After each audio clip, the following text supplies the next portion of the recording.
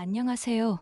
반갑습니다. 오늘은 2017년 미국의 네브래스카주에서 발생한 충격적인 살인 사건을 파헤쳐 보겠습니다. 2017년 11월 15일, 화창한 가을, 네브래스카 링컨의 한 건축자재점에서 계산원으로 근무하던 24살 시드니 루프는 평소와 다름없이 근무를 마무리합니다. 그날 시드니는 들뜬 마음으로 자신의 SNS에 사진 한 장을 올립니다. 데이트 준비 완료라고 올렸는데요. 그러나 이것이 그녀의 마지막 흔적이 될 줄은 아무도 몰랐죠. 다음 날, 시드니는 출근하지 않았습니다. 성실하기로 소문난 그녀가 무단결근을 한다는 건 상상할 수 없는 일이었습니다. 불안감에 휩싸인 가족들은 경찰에 실종 신고를 했고, 중요한 단서 하나를 제공합니다. 실종 당일 시드니가 틴더라는 데이트 앱에서 오드리라는 여성을 만나 데이트를 했다는 것입니다. 이렇게 시작된 시드니의 사건은 온라인 데이트의 어두운 이면을 보여주는 충격적인 사건으로 발전하게 됩니다. 이야기의 주인공은 시드니 아이린 루프는 1993년 8월 네브래스카의 작은 마을 브로큰 보우에서 태어난 평범한 소녀였죠. 2000년 가족들과 함께 넬리로 이사를 가게 되는데요. 아버지는 고등학교 교장 선생님으로 어머니는 특수교사로 근무를 했습니다. 남매가 셋이었는데요.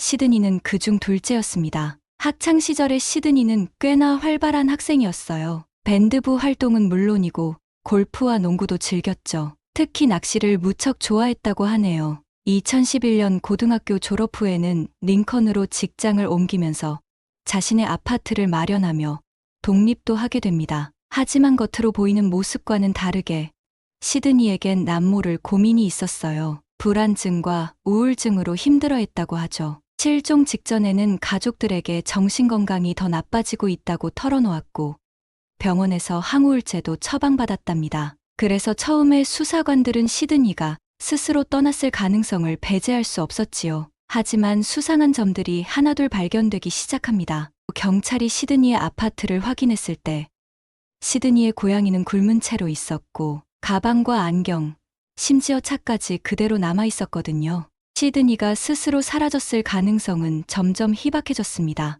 더욱 수상한 건 시드니의 휴대폰이 2017년 11월 15일 저녁 8시 32분 윌버라는 지역에서 마지막으로 신호가 잡혔다는 것이지요. 시드니의 친구들은 그녀가 마지막으로 목격된 그날 밤에 데이트를 했다는 사실을 알고 있었습니다. 11월 14일 시드니는 틴더라는 앱에서 만난 오드리와 첫 데이트를 했다는 것이죠. 11월 15일 시드니는 오드리를 또 만나기로 했다는 것입니다. 친구들은 틴더 앱에서 오드리의 프로필을 찾아내어 경찰에 그녀의 신원을 알렸습니다. 그런데 그 여성의 실제 이름은 오드리가 아니고 베일리 보스웰이라는 사람이었습니다. 과연 시드니에게 무슨 일이 일어난 것일까요? 베일리 보스웰은 1994년 아이오와에서 태어나 어린 시절을 불행으로 시작됩니다. 어린 시절 아버지를 잃었지만 다행히 새아버지의 입양으로 안정을 찾았죠. 농구 선수로 두각을 나타내며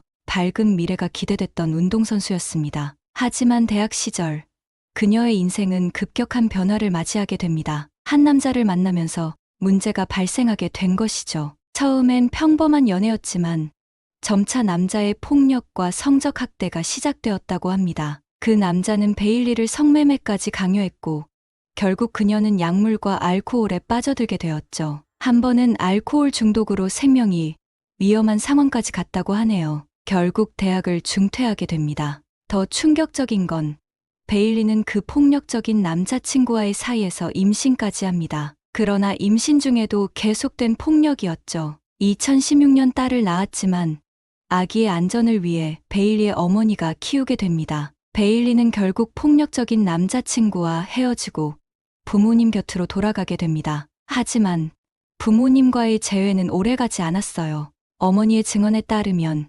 그때의 베일리는 이미 예전의 그녀가 아니었다고 합니다. 자존감이 완전히 무너진 상태였죠. 그리고 2016년 여름 운명의 장난처럼 오브리 트레일이라는 남자를 만나 네브래스카 윌버로 이주하게 됩니다. 50세의 남자와 22살의 여성, 이 어울리지 않는 만남은 어떤 결과를 낳았을까요? 오브리 트레일의 삶도 순탄치 않았습니다. 2살 때 부모에게 버려져 조부모 밑에서 자랐는데요. 불법적인 환경에서 성장했다고 합니다. 나중에 어머니가 재혼하면서 새아버지에게 입양됐지만 이번에도 학대와 방치 속에서 성장했습니다. 결국 청소년기를 소년원에서 보냈고 17살에 무장강도로 처음으로 감옥에 들어가게 됩니다. 또한 성인이 되어서도 대부분의 시간을 감옥과 가석방을 오가며 보냈지요. 두 사람은 데이트 앱에서 만났습니다. 그리고 여성들을 자신들의 서클에 가입하게 만드는 계획이었습니다. 그때 여성들은 단순한 모임으로 알았지만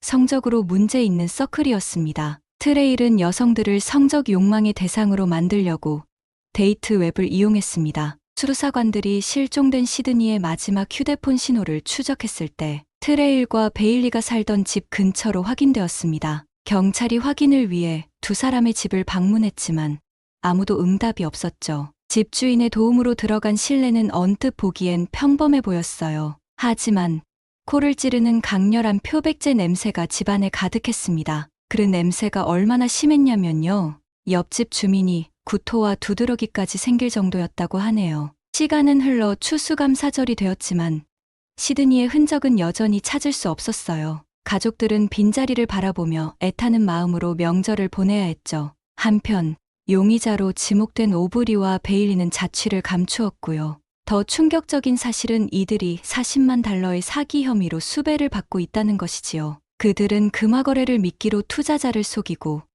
심지어 협박까지 했다고 하네요. 2017년 11월 28일 이 커플은 갑자기 SNS에 영상을 올립니다. 트레일은 시드니의 행방에 대해 아는 것이 없으며 그녀가 무사히 발견되기를 바란다고 했습니다. 베일리는 모자와 선글라스로 얼굴을 가린 채 시드니와 데이트를 했다고 인정을 합니다. 11월 15일 밤 시드니와 함께 차에서 대마초를 피우며 드라이브를 했으나 시드니의 요청으로 친구 집에 내려줬다고 합니다. 틴더 앱에서 오드리라는 가명을 쓴 이유도 수배가 되어 그랬다고 해명합니다. 그리고 두 사람은 시드니의 실종과 관련이 없다고 부인을 합니다. 하지만 이틀 뒤 두 사람은 미주리주에서 사기 혐의로 체포됩니다. 그들은 지도와 침낭, 등산화를 소지하고 있었고 멕시코로 도주할 계획이었던 것으로 경찰은 추정합니다. 특히 트레일의 태도가 수상했죠. 조사 과정에서 오만한 태도와 수사관들과 심리 게임을 하는 듯한 모습을 보였지요. 과연 이들이 숨기고 있는 진실은 무엇일까요? 수사관들은 처음부터 트레일과 베일리가 시드니의 실종에 관련이 있다고 확신했습니다. 휴대폰 위치 데이터가 결정적인 단서가 되었죠. 2017년 12월 4일 경찰은 충격적인 발견을 하게 됩니다. 시드니의 시신은 네브래스카주 클레이 카운티의 시골 지역에서 발견되었습니다. 통신 데이터를 따라가며 해당 지역을 수색을 하다가 시드니의 시신을 발견하게 되었다고 밝혔습니다. 길과 도랑에서 사람의 한쪽 팔이 발견되었는데요. 그 팔에는 Everything will be wonderful someday 라는 문신이 새겨져 있었으며 바로 시드니의 문신이었습니다. 이후 이틀 동안 경찰은 시드니의 토막난 시신을 13곳에서 찾아냈습니다. 하지만 한쪽 팔과 내장은 끝내 찾지 못했죠. 몇 달 뒤 그녀가 마지막으로 입었던 옷도 발견되었습니다. 부검 결과는 더욱 충격적이었습니다. 목뼈가 부러져 있었고 눈 주위의 출혈은 목졸림의 증거였어요. 시신은 쓰레기 봉투에 담겨 있었죠. 머리에는 둔기 상처가, 등과 허벅지에는 멍이 있었죠. 몸에는 여러 개의 상처도 있었습니다. 손목에는 결박의 흔적이 남아 있었고 병리학자는 시신의 훼손이 날카로운 도구에 의해 이루어졌다고 판단합니다. 시드니의 시신의 여러 부위가 없어졌기 때문에 사망 원인을 결정하는 작업은 어려웠습니다. 결국 목졸림을 포함한 살인 행위로 판결되었습니다. 또한 성폭행을 당한 것으로 경찰은 추정합니다. 그런데 체포된 오브리 트레일의 진술이 더욱 충격적입니다. 그는 베일리의 가담을 주장하다가 또 부인하기도 했죠. 그는 2017년 봄에 시드니를 만났고 그녀가 골동품 판매 계획에 도움을 줬다고 합니다. 하지만 시드니는 9월에 이 관계에서 벗어나길 원했다고 합니다. 또한 다시는 연락하지 말라고 단호하게 말했답니다. 트레일은 베일리에게 가명을 사용하여 시드니를 다시 만나도록 속였으며 시드니는 두 사람을 알아차리고 화를 냈다고 합니다. 11월 15일 시드니가 그들의 집을 방문했을 때 트레일은 그녀가 성적 유의에 동의했으며 그 과정에서 사고로 사망했다고 주장합니다. 그는 범죄 경력과 훔친 물건 때문에 9일 일에 신고하지 않았다고 했습니다. 심지어 합의된 성적 환타지 플레이 중 사고사라는 황당한 주장도 합니다. 하지만 경찰은 그들의 말을 믿지 않았으며 두 사람이 시드니를 무언가를 속이고 데려갔다고 생각합니다. 경찰은 끈질긴 설득과 증거를 제시하며 시드니의 소지품을 찾기 위해 집중적으로 신문을 합니다. 결국 두 사람은 시드니의 소지품이 있는 곳으로 안내했으며 그곳에서 그녀의 휴대폰과 면허증, 카드가 발견되었습니다. 또한 트레일은 시드니를 성폭행하고 목을 졸라 살해했다고 진술했습니다. 그리고 시드니가 사람들에게 폭로하겠다고 위협했으며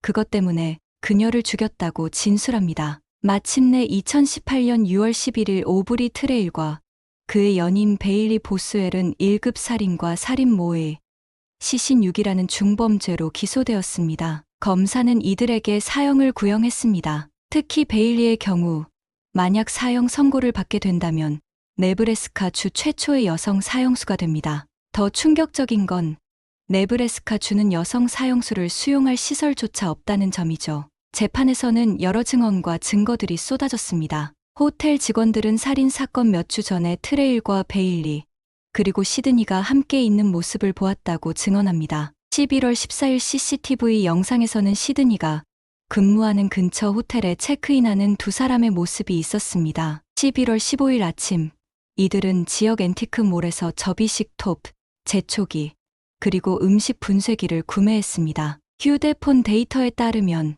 그들은 시드니의 아파트에서 직장까지 그녀를 따라갔습니다. 또 다른 CCTV 영상에는 시드니의 시신에서 발견된 쓰레기 봉투와 표백제를 구매했고요. 휴대폰 위치 추적 기록은 더욱 섬뜩한 진실을 보여줍니다. 이들은 시드니의 일거수일투족을 감시했고 그녀의 퇴근길을 미행했던 것이죠. 결정적인 증거는 11월 16일에 나타납니다. 휴대폰 데이터에서 베일리가 시드니의 시신이 발견된 장소로 이동한 것이 드러납니다. 하지만 변호인은 시드니의 DNA가 이 물건들에서 발견되지 않았다고 지적했습니다. 하지만 미스터리한 점도 있어요. 이 모든 증거품에서 시드니의 DNA는 발견되지 않았거든요. 살인 증거로 지목된 전선에서도 결정적인 증거는 찾지 못했습니다. 트레일은 구매한 물품들이 골동품 청소용이라고 주장합니다. 그러나 데이트 앱에서 시작된 단순한 만남이 어떻게 악마의 함정이 되었는지 3명의 여성들이 법정에서 생생한 증언을 했습니다.